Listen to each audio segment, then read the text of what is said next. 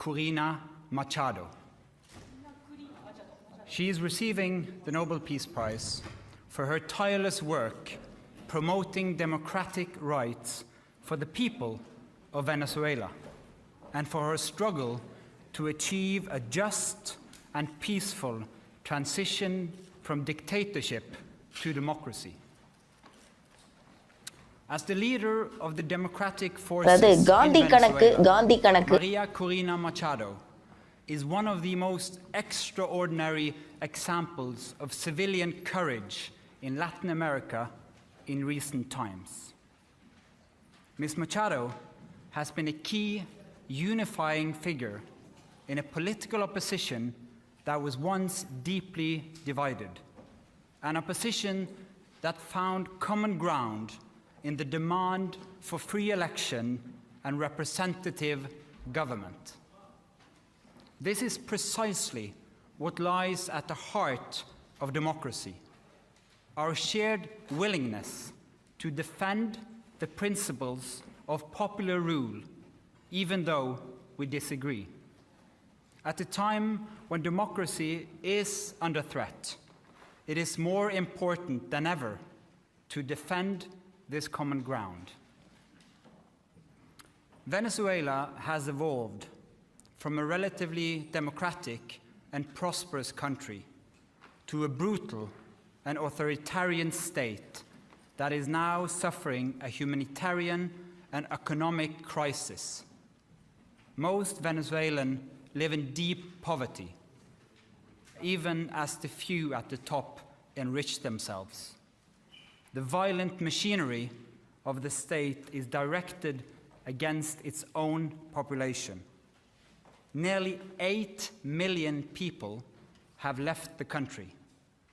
The opposition has been systematically suppressed by means of election rigging, legal prosecution, and imprisonment. Venezuela's authoritarian regime makes political work extremely dangerous. As the founder of Sumate, an organization devoted to democratic development, Ms. Machado stood up for free and fair elections more than 20 years ago. As she said, it was a choice of ballots over bullets. In political office and in her service to organizations since then, Ms. Machado has spoken out for judicial independence, human rights, and popular representation. She has spent years working for the freedom of the Venezuelan people. Ahead of the election of 2024, Ms. Machado was the opposition's presidential candidate, but the regime blocked her candidacy. She then backed the representative of a different party, Edmundo González Urrutia, in the election. Hundreds of thousands of volunteers mobilized across political divides. They were trained as election observers to ensure a transparent and fair election. Despite the risk of harassment, arrest, and torture, citizens across the country held watch over the polling stations.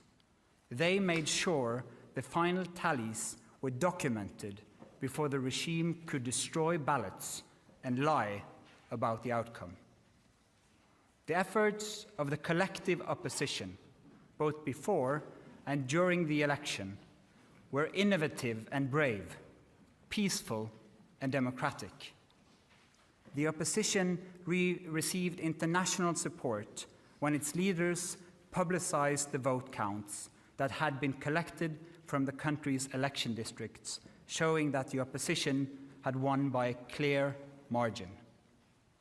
But the regime refused to accept the election result and clung to power.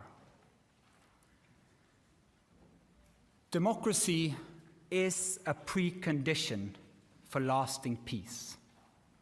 However, we live in a world where democracy is in retreat, where more and more authoritarian regimes are challenging norms and resorting to violence. the Venezuelan regime's rigid hold on power and its repression of its population are not unique in the world. We see the same trends globally. Rule of law abused by those in control, free media silenced, critics imprisoned, and societies pushed towards authoritarian rule and militarization. In 2024, more elections were held than ever before, but fewer and fewer are free and fair. In its long history, the Norwegian Nobel Committee has honored brave women and men who have stood up to repression, who have carried the hope of freedom in prison cells, on the streets, and in public squares, and who have shown by their actions that peaceful resistance can change the world. In the past year, Ms. Machado has been forced to live in hiding, despite serious threats against her life. She has remained in the country, a choice that has inspired millions. When authoritarians seize power, it is crucial to recognize courageous defenders of freedom who rise and resist. Democracy depends on people who refuse to stay silent, who dare to step forward despite grave risk, and who remind us that freedom must never be taken for granted, but must always be defended, with words, with courage, and with determination. Maria Corina Machado meets all the three criteria stated in Alfred Nobel's will for the selection of a Peace Prize. She has brought her country's opposition together. She has never wavered in resisting the militarization of Venezuelan society. She has been steadfast in her support for a peaceful transition to democracy. Maria Corina Machado has shown that the tools of democracy are also the tools of peace. She embodies the hope of a different future, one where the fundamental rights of citizens are protected and their voices are heard. In this future, people will finally be free to live in peace. Thank you. Questions? Mr. Chair, the attention this year has been a bit further north. How are you as a committee going to make sure that the topic of this year's Peace Prize, democratic development in Venezuela, is highlighted in the days and weeks to come? First and foremost, we hope to get your help, because the media obviously plays an important role in highlighting the humanitarian crisis in Venezuela, but first and foremost, the immense and impressive work of the opposition in that country, so that they will still have hope to fight for a future of freedom for their country.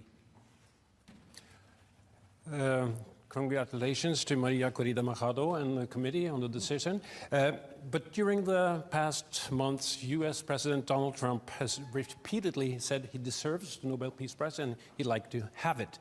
He even said that it would be an insult to the United States if he doesn't get it. What does as the chairman of the Nobel Peace Prize Committee, think of this, and how has this campaign-like activity by the president and his supporters domestically and internationally affected the deliberations and the thinking in the committee? In the long history of the Nobel Peace Prize, I think this committee have seen any type of campaign, media attention. We receive thousands and thousands of letters every year of people wanting to say what for them leads to peace. This committee sits in a room filled with the portraits of all laureates, and that room is filled with both courage and integrity. So we base only our decision on the work and the will of Alfred Nobel. Hello, Bibiana Piena from the Norwegian News Agency. As you state in your explanation, more and more countries are moving in a more autocratic direction. Would you say that the committee, by this prize, is sending a warning to the world?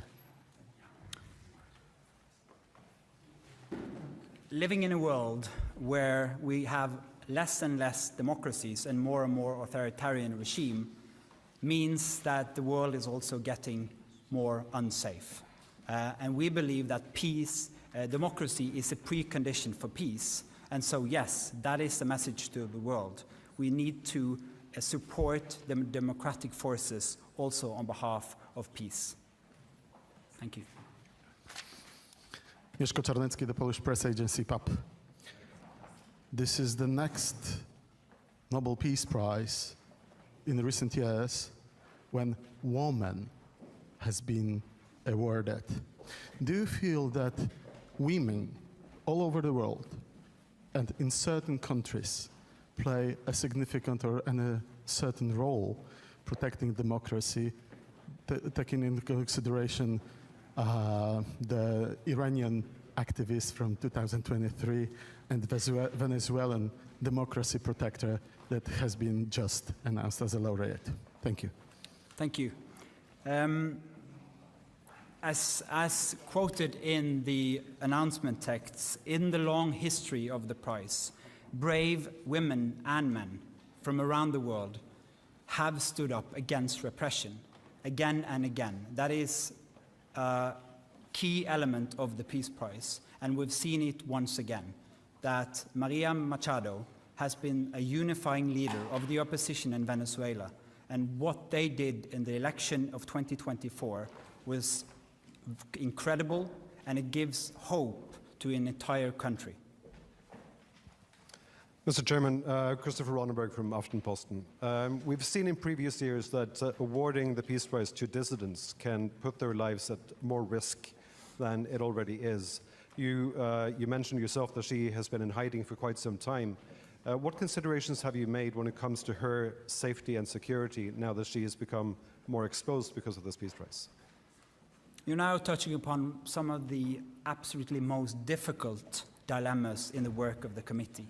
This is the discussion we have every year for all candidates, particularly when the person who receives the prize is in fact in hiding because of serious threats to her life. She is very active in Venezuela, has been and will be. And so we are also taking the consideration that this prize will support her cause and not limit it. Thank you. Do you expect to see her in December in Oslo? Again, a question of security. It's too early to say. We always hope to have the laureate with us in Oslo, but this is a serious security situation which needs to be handled first. Thank you. Then I'll say thank you so much for your questions. Thank you for coming, and we'll have individual interviews.